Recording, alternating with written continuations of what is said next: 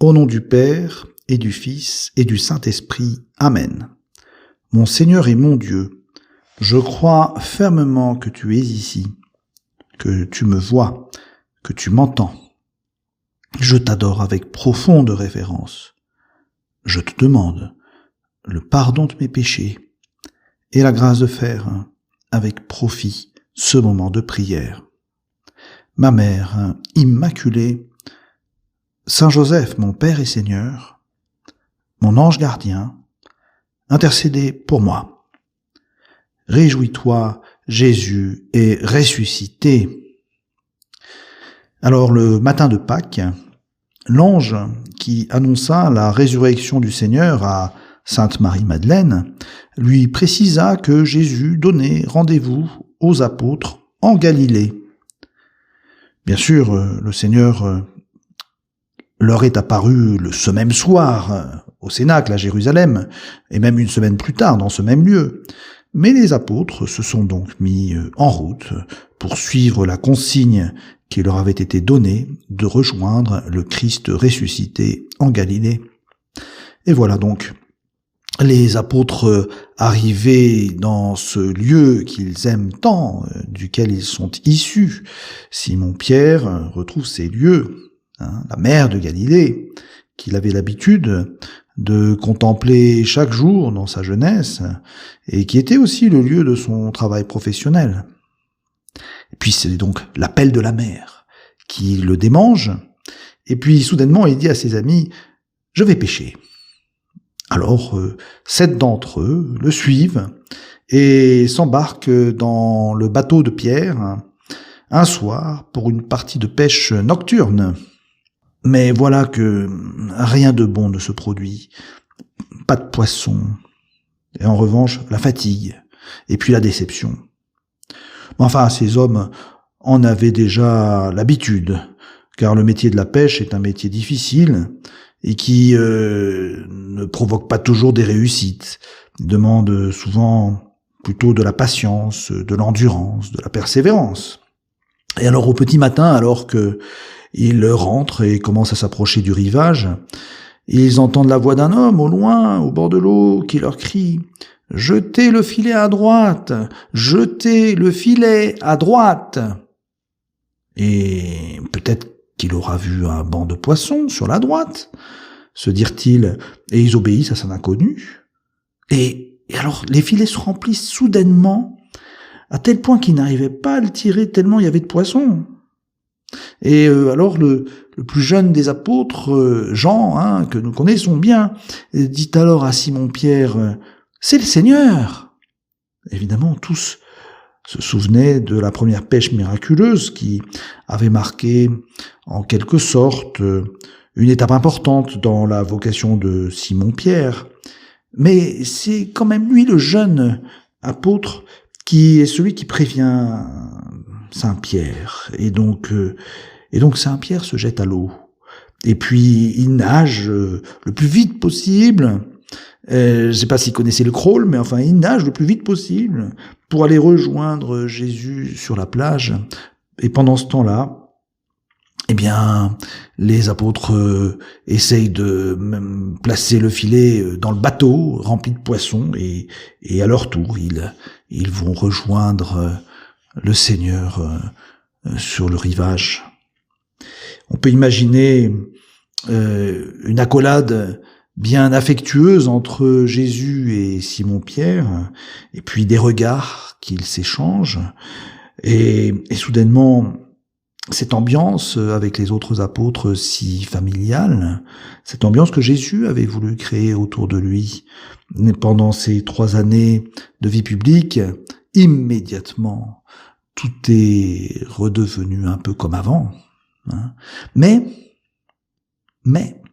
c'est après la résurrection, et c'est drôle de constater que dans tous ces évangiles qui nous rapportent les apparitions du Seigneur, il y a comme point commun et qu'il montre comment Jésus provoque la surprise, l'émotion, la joie au moment de ses apparitions. Et à tel point qu'il est, comme aime le dire le pape François, il est le Dieu des surprises. Il aime surprendre les personnes auprès desquelles il apparaît, Et Jésus les bouleverse dans des émotions, parce qu'il est le ressuscité. Pas simplement parce qu'il est revenu à la vie comme cela, mais parce qu'il y a quelque chose de divin en lui qui s'approche des gens, parce qu'il y a cette vie nouvelle. Il y a quelque chose de plus qu'apporte le ressuscité. Et donc, comme c'était le petit matin, Jésus propose aux apôtres un petit déjeuner. Alors, qu'est-ce qu'il y a là? Eh bien, un feu de braise et du poisson posé dessus, et du pain. Le Seigneur l'a préparé lui-même. Et les apôtres voient cela. Alors donc, pourquoi pas du poisson au petit déjeuner? Peut-être que c'était l'habitude pour ces Galiléens, mais en tout cas, ils s'assoient tous autour du feu, se détendent, se reposent et vivent des moments de grande intimité avec le Seigneur, et une conversation s'établit. Il s'agit d'un des plus beaux passages, je pense, de l'Évangile selon saint Jean, parce qu'après le triple reniement de Pierre, il y aura dans cette conversation, eh bien, cette triple question que Jésus va poser à Simon-Pierre pour l'aider à réparer sa faute. Il lui pose la question: m'aimes-tu? Et puis nous avons envie de dire avec saint Pierre: Seigneur, tu sais tout, tu sais bien que je t'aime.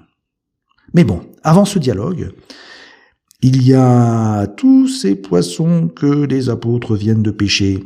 Et Jésus leur dit: apportez donc de ces poissons que vous venez de prendre.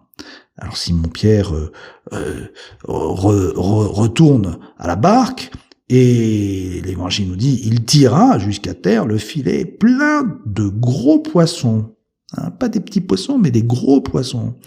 Et puis saint Jean ajoute ce détail: il y en avait 153. Et malgré cette quantité, précise-t-il, le filet ne s'était pas déchiré. Intéressant.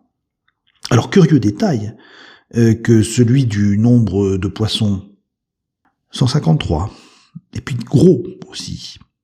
Alors pourquoi 153 ? Eh bien, c'est là que l'on pourrait dire: allez, on va mettre les exégètes au travail, ou bien les pères de l'Église. Que nous disent-ils de ce chiffre ? Est-ce vraiment 153 parce qu'ils les ont comptés comme ça, ou bien fidèles peut-être à la tradition juive, biblique, s'agit-il d'un symbole ?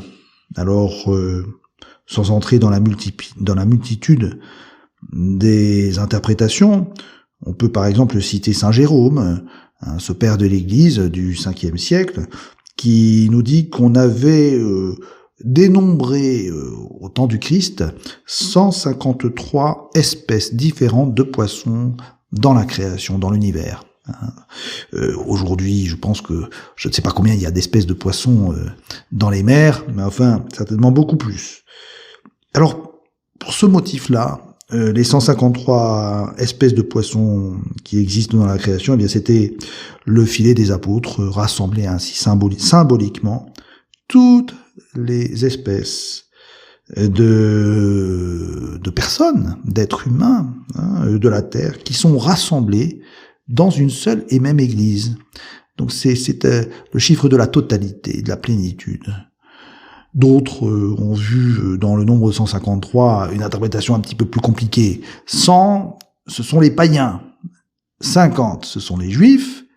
Et 3, c'est la Trinité. Alors bon, cette interprétation, ou beaucoup d'autres, comme vous le voulez. Saint Augustin